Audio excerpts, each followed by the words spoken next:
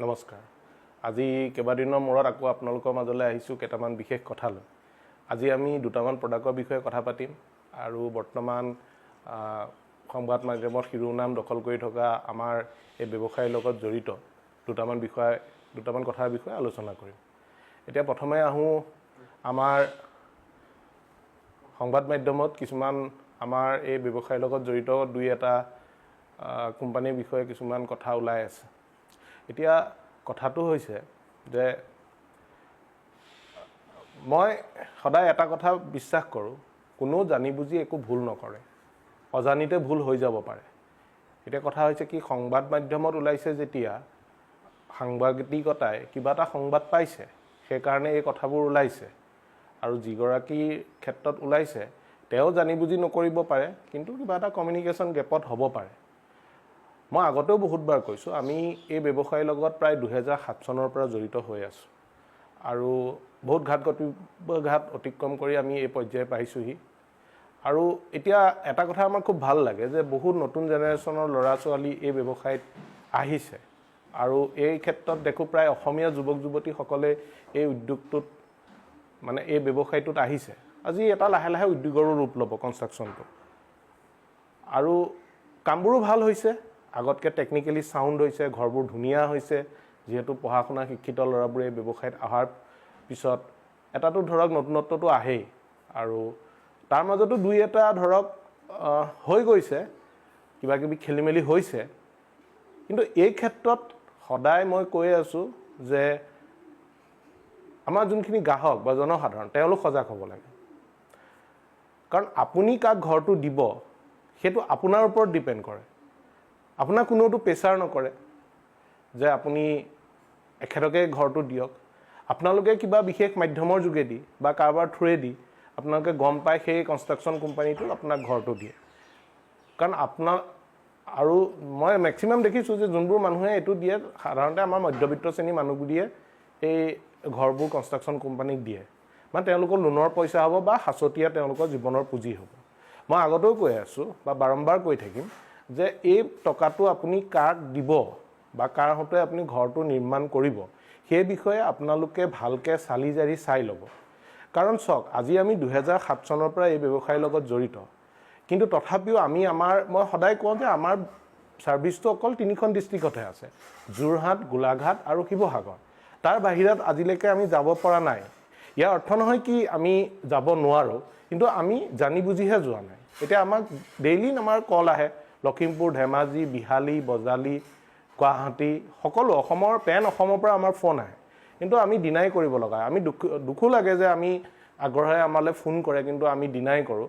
ইয়াৰ main কথাটো হৈছে এই ব্যৱসায়ত এটা ইনফ্ৰাষ্ট্ৰাকচাৰৰ প্ৰয়োজন হয়। কনষ্ট্ৰাকশ্যনৰ ব্যৱসায়টোত এটা ইনফ্ৰাষ্ট্ৰাকচাৰৰ প্ৰয়োজন হয়। আমাৰ যোনটো ইনফ্ৰাষ্ট্ৰাকচাৰ আছে আমি সেইটো সুন্দৰভাৱে 3খন ডিষ্ট্ৰিক্টত কৰি আছোঁ আৰু আমি কৰিব পাৰোঁ। কিন্তু আমি ইভেন ডিব্ৰুগড়তো আমি কাম লোৱা নাই। আমি কামবোৰ আমালৈ বহুত গ্ৰাহকে আমাক ফোন কৰে, তেওঁলোকে ক'ব পাৰে বা ক'ব যে আমি কওঁ যে আমি এতিয়া কাম কৰিব পৰা অৱস্থাত নাই ডিব্ৰুগড়ত, কাৰণ আমাৰ ছাৰ্ভিচটো তাত এভেইলেবল নহয়। কাৰণ সামগ্ৰী এটা ডেলিভাৰীটো এটা সুকীয়া বস্তু। এজ এ RB হাৰ্ডৱেৰ যোনখন আমাৰ দোকান বা যোনখন আমাৰ ব্যৱসায়িক প্ৰতিষ্ঠান, সেই ব্যৱসায়িক প্ৰতিষ্ঠানৰ দ্বাৰা আমি অৰুণাচল প্ৰদেশলৈকেও আমি বস্তু ডেলিভাৰী দিওঁ। কিন্তু ঘৰ এটা নিৰ্মাণ কৰি ডেলিভাৰী দিয়া আৰু এটা সামগ্ৰী ডেলিভাৰী দিয়াৰ মাজত এটা আকাশ পাতালৰ পাৰ্থক্য আছে। কাৰণ কিয়, ঘৰ এটা ডেলিভাৰী দিয়াৰ লগে লগে তাত বহুত কথা আহি পৰে। ঘৰটো কনষ্ট্ৰাকশ্যন কৰিব লাগিব, ঘৰটো সময়মতে ডেলিভাৰ কৰিব লাগিব, তাত আমাৰ মানুহ এনি টাইম মনিটৰিং কৰিব লাগিব। মানে আমাক এটা বিশেষ টীম লাগিব যি আপোনাক সুন্দৰকৈ ঘৰটো নিৰ্মাণ কৰি দিয়ে। আৰু এই ক্ষেত্ৰত আমাৰ এইটো নহয় যে আমি নকৰিম ভৱিষ্যতে, আমাৰ পৰিকল্পনা আছে, আমি পৰিকল্পনা কৰি আছোঁ যে কেনেকৈ সুন্দৰভাৱে নিখুঁতভাৱে কোনো গ্ৰাহকৰ অসুবিধা নোহোৱাকৈ আমি যাতে কামখিনি ডেলিভাৰ কৰিব পাৰোঁ। কাৰণ এইটো পাৰ্চেণ্টেজৰ ব্যৱসায় নহয় যে মই ইমানটা ঘৰ ল'লোঁ। ছাপ'জ মই 10টা ঘৰ ল'লোঁ, তাৰে 8টা মই ছাকচেছফুলি কৰিলোঁ, 2টা নকৰিলোঁ। 80% ইয়াত যেনিবা ছাকচেছ ৰেট, কিন্তু 2%, ইয়াততো 2% মানে সেই দুজন মানুহৰ জীৱনৰ পুঁজিৰ কথা আহি পৰে। সেইটো আমি সেইকাৰণে আমি এই ব্যৱসায়টোত আমি পাৰ্চেণ্টেজৰ হিচাপ কৰিব নোৱাৰোঁ। আৰু এটা কথা কওঁ যে যিহেতু আমাৰ এই ব্যৱসায়টোৰ ওপৰতে কুৱেশ্যন অহাৰ নিচিনা, মই কওঁ যে যোনজন ল'ৰাই এই ব্যৱসায়টো অলপ ডাঙৰকৈ কৰিম বুলি চিন্তা কৰি এই কামখিনি কৰিছে, তেওঁ আৰু সংবাদ গোষ্ঠী বা সেই গ্ৰাহককেইজন তেওঁলোকে মিলা মিছা কৰি যিখিনি প্ৰব্লেম হৈছে খুব সোনকালে শেষ কৰক। কাৰণ তেওঁ অসমীয়া ল'ৰা, গ্ৰাহককেইজনো অসমীয়া, সংবাদ গোষ্ঠী সংবাদ কৰ্মীকেইজনো অসমীয়া, নিজৰ ভিতৰতে কথা পাতি প্ৰব্লেমটো ছল্ভ কৰক। তেওঁলোকে তেনেকুৱা কৰিলে কি হ'ব যে আমাৰ যোনখিনি উঠি অহা প্ৰজন্মৰ যোনখিনি ল'ৰা ছোৱালী যি এই ব্যৱসায়ত আহিছে আৰু ছাকচেছফুলি কাম কৰিছে, আমি দেখিছোঁ যে বহুত নতুন নতুন ফাৰ্মে খুব ধুনীয়াকৈ কাম কৰিছে। ইভেন মই সেইদিনা দেখিলোঁ এটা ঘৰ খুব সুন্দৰকৈ নিৰ্মাণ কৰিছে আৰু মোৰ ঘৰৰ মানুহ বা মোৰ ষ্টাফেও মোক কৈছে যে তোমালোকেও দেখোন এনেকৈ গাড়ী যেনেকৈ ডেলিভাৰী দিয়ে তেনেকৈ চাবি এটা দি পেলাই ডেলিভাৰী দিব পাৰা।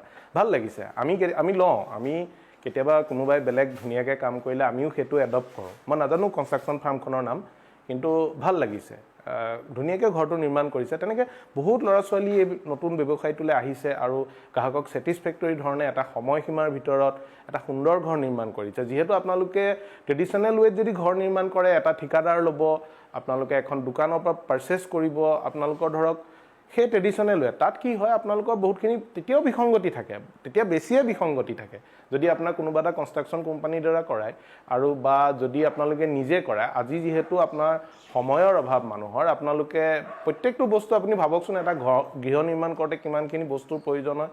আগৰ দিনৰ কথা সুকীয়া আছিলে, কিন্তু আপুনি আজি ডেটত তেনেকুৱা আপুনি বিশ্বাসযোগ্য মিস্ত্ৰীও নাপায় বা ধৰক বহুতখিনি কথা আহি পৰে। আপুনি যদি নিজে ছাইটটোত গৈ নাথাকে তেতিয়াহ'লে তাত বহুত ধৰণৰ অনৈতিক কাৰ্যও ঘটি থাকে বা ঘটি আছে বা ঘটিব পাৰে। চ' মই সেইকাৰণে কওঁ যে এই যিবোৰ হৈ আছে সেইবোৰ আঁতৰ কৰিবলৈ তেওঁলোকেও মিলা মিছা কৰক আৰু যাতে নতুন যোনখিনি উঠি অহা নৱপ্ৰজন্ম তেওঁলোকে যাতে এই কামটোৰ প্ৰতি আগ্ৰহী হয় আৰু উৎসাহিত হয়। আৰু মই গ্ৰাহকসকলক এটা কথা অনুৰোধ কৰোঁ যে আপোনালোকে চাওক, প্ৰত্যেকখন ডিষ্ট্ৰিক্টতে বা আমি যেনেকৈ যোৰহাটত বেছ কৰি থাকোঁ, যোৰহাটততো আমি কাম কৰোঁ, আমি শিৱসাগৰ গোলাঘাটত কাম কৰি আছোঁ, ফিডবেকবোৰ ল'ব কাষ্টমাৰ, আপোনালোকে চাব যে তেওঁলোকে সঁচাকৈ কাম কৰিব, তেওঁলোকৰ আহি পেলাই টেবুল টক কৰিব, তেওঁলোকৰ গোটেই ইনফ্ৰাষ্ট্ৰাকচাৰটো চাব, তাৰপিছত আপোনালোকে কামটো দিব। আৰু মই সদায় কওঁ যে আপোনালোকে ডিব্ৰুগড়ত আছে, আপোনালোকৰ ডিব্ৰুগড় বেছ ফাৰ্ম এখনত কামটো দিয়ক, লখিমপুৰত আছে আপোনালোকে লখিমপুৰ বেছ ফাৰ্ম এখনত দিয়ক। কাৰণ কি হয় তেতিয়া আপোনালোকৰ কি হ'ব যে তেওঁলোকৰ পৰা আপুনি ছাৰ্ভিচটো পাব আৰু আপোনালোকে ডাইৰেক্ট তেওঁলোকক পাব ন, সহজতে তেওঁলোকক পাব। আপোনালোকে কোনোবা গুৱাহাটীত বহি আছে ফাৰ্ম এখন, আপুনি আছে ডিমৌত, আপুনি যদি তাত কামটো দিয়ে অভিয়াছলি তাত কমিউনিকেশ্যনৰ গেপ থাকিব। সেইটো আপোনালোকৰ ওপৰত ডিপেণ্ড কৰে যে আপোনালোকে কোনটো কনষ্ট্ৰাকশ্যন কোম্পানীক কামটো দিব। কাৰণ আপোনালোকক জোৰ জবৰদস্তি কোনেও এটা কাম আপোনালোকৰ পৰা ল'ব নোৱাৰে বা আপোনালোকেও নিদিয়ে। সেইকাৰণে সেইটো সম্পূৰ্ণ আপোনালোকৰ ওপৰত ডিপেণ্ড কৰে যে আপোনালোকে কাক কামটো দিব। আৰু মোৰ অনুৰোধ থাকিল যে আপোনালোকে এই ক্ষেত্ৰত ভাবি চিন্তি আপোনালোকে কোনোবা এটা কনষ্ট্ৰাকশ্যনৰ লগত জড়িত ব্যক্তি হওক, ফাৰ্ম হওক বা কোম্পানীক আপোনালোকৰ ঘৰটো নিৰ্মাণ কৰিবলৈ দায়িত্বটো দিব। আৰু এটা কথা আমি কওঁ, আমি RBA সদায় বিশ্বাস কৰোঁ, প্ৰথম হৈছে ইনফ্ৰাষ্ট্ৰাকচাৰ আৰু তাৰপিছত হৈছে কাম। আৰু সেই ফৰ্মুলাটো আগত ৰাখি আমি এতিয়া বৰ্তমান 3খন ডিষ্ট্ৰিক্টতে আমাৰ ছাৰ্ভিচটো এভেইলেবল ৰাখিছোঁ। কাৰণ চাওক, অলপ পঢ়িবও লাগে, অলপ ষ্টাডি কৰিব লাগে, ডাঙৰ ডাঙৰ মানুহৰ জীৱনীও পঢ়িব লাগে। মই কওঁ, আগতেও কিছুমান ভিডিঅ'ত কওঁ যে পঢ়িবও লাগে। আৰু ডাঙৰ মানুহে কি কৰে এইটো থাকে। মোৰ এজন প্ৰিয় মোৰ এজন চৰিত্ৰ হৈছে আব্দুল কালাম। তেখেতৰ এটা কথা খুব ভাল লাগে যে প্ৰথমে নিজৰ ঘৰখন, তাৰপিছত নিজৰ চুবুৰীটো, তাৰপিছত নিজৰ গাঁও, তাৰপিছত আপুনি আগবাঢ়ি গৈ থাকক। সব ক্ষেত্ৰত তেনেকুৱা ধৰণে আপুনি প্ৰথম নিজৰ জেগাটোত আপুনি ছাকচেছফুলি কাম কৰক, ইনফ্ৰাষ্ট্ৰাকচাৰটো বনাওক, তাৰপিছত আমি বেলেগলৈ ওলাই যাওক। তেতিয়া কি হয়, কাৰো অসুবিধা নহয়। এতিয়া কথা হৈছে কি, কেতিয়াবা বহুত ক্ষেত্ৰত, বহুত ব্যৱসায়িক ক্ষেত্ৰতো দেখিছোঁ, বহুত এনেকুৱা গ্ৰুপো দেখিছোঁ যি পিছত ধ্বংস হৈ যায়। প্ৰথমতে কি কৰে যে কামটো লৈ লয়, means they first collect money and they build infrastructure after date.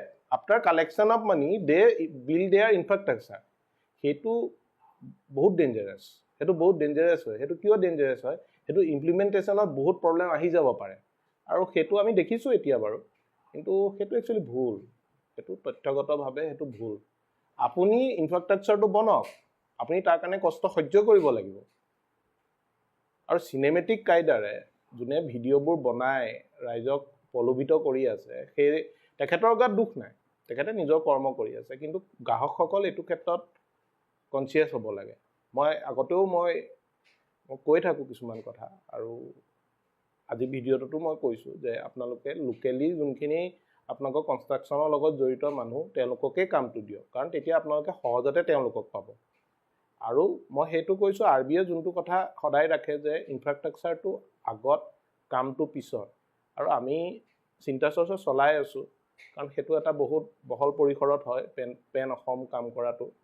তো এইটো কাৰণে আমি কষ্ট কৰিব লাগিব আৰু আপোনালোকৰ এনেকৈ যদি আমি আপোনালোকৰ পৰা আমি এনেকৈ উৎসাহ যদি পাই থাকোঁ, ভগৱানে যদি সকলো কথা সুকলমে ৰাখে, তেতিয়াহ'লে আমি খুব সোনকালে পেন অসম কাম কৰিবলৈ আমি আগ্ৰহী হৈ আছোঁ আৰু আমি কৰিম। কৰাটো আমি খাটাং, কিন্তু কিমান দিনত আমি কৰিব পাৰিম সেইটো আমি গম নাপাওঁ। কিন্তু ফৰ্মুলাটো উল্টা হ'ব নালাগে। মই এইটোৱে কৈ আছোঁ যে প্ৰথমে আপোনাৰ ইনফ্ৰাষ্ট্ৰাকচাৰ, তাৰপিছতহে কাম। আৰু এইটো নহয় যে first you collect money, then I develop my infrastructure, then after collection of money I make a godown. That is a ridiculous theory, that is a very ridiculous theory. ইয়াত কোনোবাই মোক বেয়া পাওক ভাল পাওক সেইটো মেটাৰ নকৰে। মই সদায় গ্ৰাহকৰ পক্ষে কথা কওঁ আৰু ৰাইজৰ পক্ষে কথা কওঁ, আৰু মই উঠি অহা অসমীয়া ল'ৰাবোৰৰ ব্যৱসায় কৰিলে খুবেই ভাল পাওঁ। মই সেইকাৰণে কৈছোঁৱে যে বহুত ধুনীয়া ধুনীয়া কাম কৰি আছে, বহুত সুন্দৰ কাম কৰি আছে বহুত অসমীয়া ল'ৰাই।